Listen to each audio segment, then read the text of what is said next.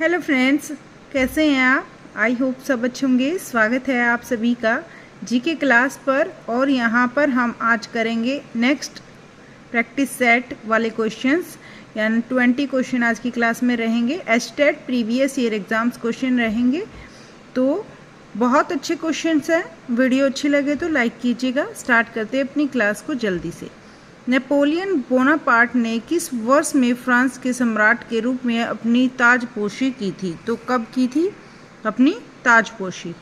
ये आएगा आंसर इसका 1804 में। कब? 1804 में। नेपोलियन बोनापार्ट ने किस वर्ष में फ्रांस के सम्राट के रूप में अपनी ताजपोशी की थी? तो 1804 में नेपोलियन बोनापार्ट ने फ्रांस के सम्राट के रूप में अपनी ताजपोशी की थी।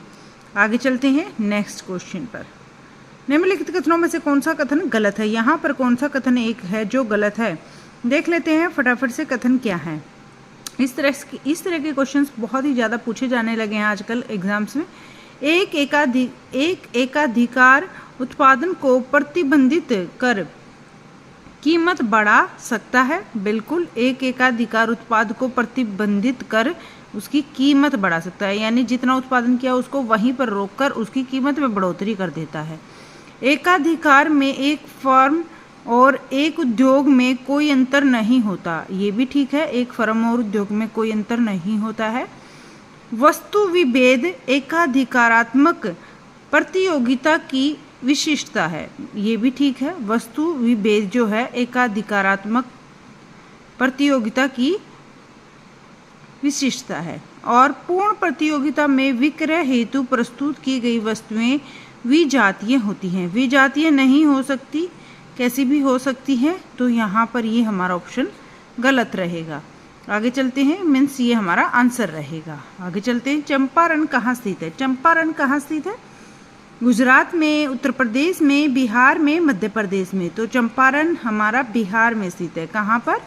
चंपारण बिहार में स्थित है। याद कर लीजिए, चंपारण बिहार में स्थित है।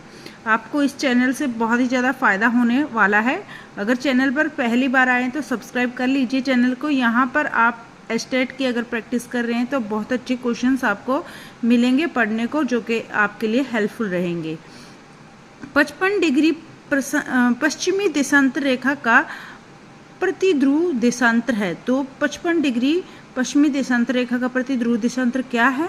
तो ये रहेगा 125 पूर्व देशांतर। कितना? 125 पूर्व देशांतर। अफ्रीका के दक्षिणतम छोर पर उत्तर से दक्षिण की ओर प्रवाहित होने वाली समुद्री धाराएं हैं। तो कौन सी ऐसी समुद्री धाराएं हैं जो अफ्रीका के दक्षिण छोर यानी साउथ पॉइंट से उत्तर से दक्षिणतम छोर पर उत्तर से दक्षिण की ओर प्रवाहित होती हैं? नॉर्थ से कहाँ पर? साउथ की ओर। ये हैं कौन सी धाराएं हैं? अगुलहास। कौन सी हैं? अगुलहास हैं। आगे चलते हैं 116 क्वेश्चन पर। मैं भारत के लिए ऐसा संविधान चाहता हूँ जो उसे गुलामी और अधीनता से मुक्त करे। मैं ऐसे भारत के लिए प्रयास करूँगा जिसे सबसे गरीब व्यक्ति भी अपना माने, यानी सबसे गरीब व्यक्ति भी उसको अपना माने। तो ये देख लेते हैं इनमें से कौन सा ये कथन किसने कहा था। तो 116 का ये कथन जो कहा था, ये महात्मा गांधी जी ने कहा था कि मैं भारत के लिए ऐसा संविधान चाहता हूँ जो उसे गुलामी और अधीनता से मुक्त कर दे, और मैं ऐसे भारत के लिए प्रयास करूँगा जिससे सबसे गरीब व्यक्ति भी अपना माने। ये महात्मा गांधी जी ने कहा। यहाँ पर हम नेक्स्ट क्वेश्चन देख लेते हैं। निम्नलिखित को सुमेलित करें तथा नीचे दिए गए कूटों का प्रयोग करके सही उत्तर चयन करें। यहाँ पर कुछ ज्वालामुखी दिए हुए हैं, ये कुछ देश दिए हुए हैं। कौन सा ज्वालामुखी कौन से देश में फटता है, तो ये देख लेते हैं हम। इसका आंसर हमारा क्या रहेगा? यहाँ पर हम मिलान करेंगे इनके। स्ट्राम्बोली है, ये कौन से देश में आता है? ये ज्वालामुखी ये इटली में आता है। स्ट्राम्बोली इटली में। कोटापेक्सी, ये जो कोटापेक्सी है ये आता है इक्वेडोर। ठीक है। आगे चलते हैं। माउंट पोपा जो आता है ये आता है हमारा म्यांमार में। किलिमंजारो तंजानिया, ये बहुत ही ज़्यादा पेपर में पूछा जाता है, किलिमंजारो तंजानिया। बाकी सारे इंपॉर्टेंट है। ये स्ट्राम्बोली भी बहुत बार अलग से क्वेश्चन बन सकता है। तो ये अलग अलग से क्वेश्चन आप एक ही क्वेश्चन में 4 क्वेश्चन के आंसर लर्न कर सकते हैं। स्ट्राम्बोली ये है इटली में, स्ट्राम्बोली बोली इटली, क्या बोली इटली, ये ली ऐसे आप ट्रिक से याद कर सकते हैं। कोटापेक्सी, कोटापेक्सी जो है इक्वेडोर, पेक्सी कोटा, कोट में क्या होती है डोर, कोटा कोटा डोर याद रख लीजिए। माउंट पोपा, माउंट पोपा है म्यांमार में, म से शुरू होता है, माउंट पोपा म्यांमार, ठीक है। पोपा यानी पापा की मार, यहाँ इस तरह से याद कर सकते हैं। किलिमंजारो तंजानिया, ये तो बिल्कुल अच्छे से याद हो जाएगा, तंजानिया किलिमंजारो। आई होप आपको ये क्वेश्चन अच्छे से क्लियर हो गया होगा। मैंने ट्रिक से भी आपको लर्न करा दिया है। आगे चलते हैं नेक्स्ट क्वेश्चन पर, उससे पहले वीडियो को लाइक कर दीजिए। आर्थिक नियोजन संबंधित है, किससे संबंधित है आर्थिक नियोजन? समाजवाद अर्थव्यवस्था से, मिश्रित अर्थव्यवस्था से, समाजवादी एवं मिश्रित दोनों अर्थव्यवस्था से, या इनमें से कोई नहीं।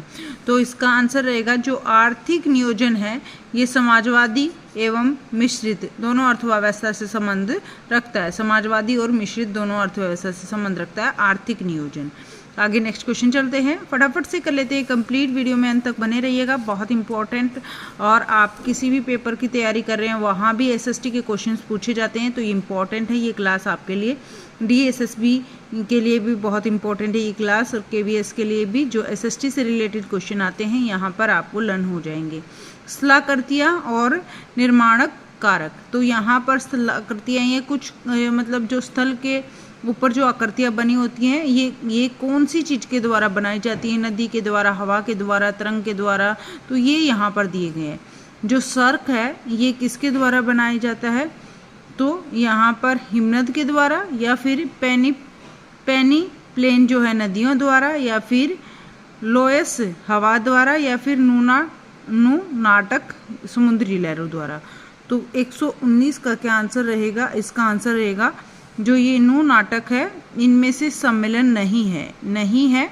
ये नहीं का बिल्कुल अच्छे से आप ध्यान रखिएगा, ये क्वेश्चन इस तरह के गलत हो जाते हैं, क्योंकि हमारा फोकस रहता है कौन सी चीज़ें हैं। जो ये सार्क हैं ये हिमनद द्वारा बनाए जाते हैं, ठीक है। सार्क है हिमनद द्वारा, और पेनी प्लेन जो है नदियों द्वारा, प्लेन एरिया में पेनी प्लेन, और लोएस जो है ये हवा के द्वारा, लोएस हवा के द्वारा बनाए जाते हैं। नाटक कुछ नहीं होता है जो समुद्री लहरों के द्वारा बनाए जाते हैं, ये नहीं होता है।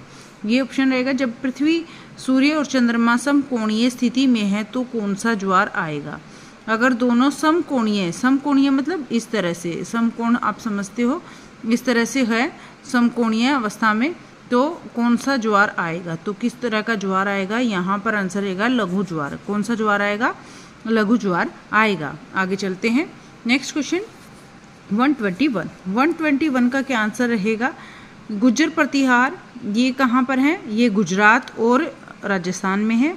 गुज्जर प्रतिहार कहाँ पर है? गुजरात और राजस्थान में। राष्ट्रकूट कहाँ पर है? राष्ट्रकूट है हमारे पश्चिमी दक्कन में। राष्ट्रकूट पश्चिमी दक्कन में है। कहाँ पर है? पश्चिमी दक्कन में। पाल हैं ये कहाँ पर है? ये बंगाल में है। कहाँ पर? बंगाल में। पाल बंगाल। चोल हैं, चोल कहाँ पर हैं? तमिलनाडु में चोल। याद रखिए ये बहुत इंपॉर्टेंट है। 4 क्वेश्चन एक ही क्वेश्चन में हमने कर लिए हैं आज की क्लास पर। तो ये इस तरह के क्वेश्चन बहुत ज़्यादा हर एक एग्ज़ाम में पूछे जाते हैं। स्टैटिक अगर जीके की बात करें वहाँ पर भी इस तरह के क्वेश्चंस पूछ लिए जाते हैं। गुज्जर प्रतिहार गुजरात और राजस्थान, गुज्जर प्रतिहार गुजरात और राजस्थान, राष्ट्रकूट पश्चिमी दक्कन में, और पाल बंगाल में, और चोल तमिलनाडु में। आगे चलते हैं क्वेश्चन नंबर 122। निम्नलिखित युग्मों में से कौन सा सम्मेलन नहीं है? इनमें से कौन सा सही नहीं है? ये कुछ फसलें दी हुई हैं और यहाँ पर कुछ राज्य दिए हुए हैं। कौन सा सम्मेलन नहीं है? चाय है असम में है, बिल्कुल सही है। जूट है पश्चिम बंगाल में है, बिल्कुल सही है। कॉफ़ी कर्नाटक बिल्कुल सही है। रबर तमिलनाडु ये हमारा सही मिलान में नहीं आएगा, रबर तमिलनाडु में नहीं आएगी। नेक्स्ट क्वेश्चन है, और यहाँ पर 3 क्वेश्चन ऊपर याद कर लीजिए आप। चाय असम, जूट पश्चिम बंगाल, कॉफ़ी कर्नाटक। निम्नलिखित में से कौन सा समवर्ती सूची का विषय है? इनमें से कौन सा समवर्ती सूची का विषय है? तो 123 का आंसर रहेगा विवाह। विवाह एक समवर्ती सूची का विषय है। बाकी इनमें से संचार, पुलिस, कंप्यूटर सॉफ्टवेयर, इनमें से कुछ भी समवर्ती सूचक नहीं है, लेकिन यहाँ पर विवाह इस समवर्ती सूचक में आता है। नेक्स्ट क्वेश्चन देखते हैं, क्वेश्चन नंबर 124। स्वतंत्रता पश्चात बने भारत के प्रथम राज्य पुनर्गठन आयोग ने राज्यों के गठन का आधार माना है। किसको राज्यों के गठन का आधार माना है? तो 124 का आंसर रहेगा भौगोलिक स्थिति को। किस तरह की वहाँ पर भौगोलिक स्थिति है और उसी के आधार पर जो है ये बनाए गए राज्यों का गठन हुआ। स्वतंत्रता पश्चात बने भारत के पहले राज्य पुनर्गठन आयोग ने राज्यों के गठन का आधार बनाया भौगोलिक स्थिति को। आगे चलते हैं नेक्स्ट क्वेश्चन पर। नेक्स्ट क्वेश्चन क्या है? यहाँ पर हम केवल 6 से 7 क्वेश्चन और करेंगे, यानी 20 क्वेश्चन अपनी क्लास में रहते हैं डेली। वह क्षेत्र पहचानिए जहाँ लोकतांत्रिक व्यवस्थाएं अधिक सफल नहीं रह रही हैं। तो यहाँ पर हमें ऐसी क्षेत्र बताने हैं जहाँ लोकतांत्रिक व्यवस्थाएं यानी लोगों का जो शासन है उस तरह की व्यवस्थाएं अधिक सफल नहीं रही हैं। तो 125 का आंसर रहेगा आर्थिक असमानताओं में कमी लाने में। आर्थिक असमानताओं में कमी लाने में यहाँ पर सफल नहीं हुआ है लोकतांत्रिक व्यवस्था, और बाकी सभी में आ जाएगा ठीक। शांत और व्यवस्था कायम रखने में यह लोकतांत्रिक व्यवस्था सही है, लेकिन आर्थिक असमानता जो है लोगों में, कोई अमीर है कोई गरीब है, इसमें कमी लाने में इसका कोई रोल नहीं रहा है, अधिक सफल नहीं रहा है लोकतांत्रिक व्यवस्था। आगे चलते हैं, कौन सा अर्थशास्त्री उदासीनता वक्र निधि से संबंधित नहीं है? तो यहाँ पर अर्थशास्त्री उदासीनता का वक्र निधि से संबंधित यहाँ पर कौन सा नहीं है? तो इसका आंसर रहेगा मार्शल। मार्शल यहाँ पर नहीं रहेगा, बाकी सारे आ जाएंगे। अर्थशास्त्री उदासीनता वक्र विधि से संबंधित है हिक्स, एलेन और पेरेटो। आगे चलते हैं नेक्स्ट क्वेश्चन। जनगणना 2011 के अनुसार भारत के 3 सबसे कम लिंगानुपात वाले राज्यों का सही क्रम, सबसे कम लिंगानुपात वाले राज्यों का सही क्रम यहाँ पर क्या रहेगा? तो सबसे पहले रहेगा हरियाणा, फिर रहेगा जम्मू कश्मीर, फिर रहेगा सिक्किम। तो यहाँ पर हरियाणा, जम्मू कश्मीर, सिक्किम ये आंसर हमारा रहेगा। नेक्स्ट क्वेश्चन है, व्यापार चक्र संबंधित नहीं है। तो व्यापार चक्र किस चीज़ से संबंधित नहीं है? सरकार में राजनीतिक दल से संबंधित व्यापार चक्र नहीं है। जो व्यापार चक्र है वह रोजगार स्तर से संबंधित है, उत्पादन स्तर से संबंधित है, अर्थव्यवस्था में कीमत स्तर से संबंधित है, लेकिन सरकार राजनीति का दल इसमें कोई रोल नहीं होता। नेक्स्ट क्वेश्चन है, भारत में स्थानीय स्वशासी निकायों में सीटें आरक्षित रखी जाती हैं। तो कौन सी आरक्षित रखी जाती है? यहाँ पर आंसर रहेगा अनुसूचित जाति के लिए, अनुसूचित जनजाति के लिए और पिछड़ी जाति के लिए और महिलाओं के लिए ये जो सीटें हैं आरक्षित रखी जाती है भारत में स्थानीय स्वशासी निकायों में। आगे चलते हैं नेक्स्ट क्वेश्चन।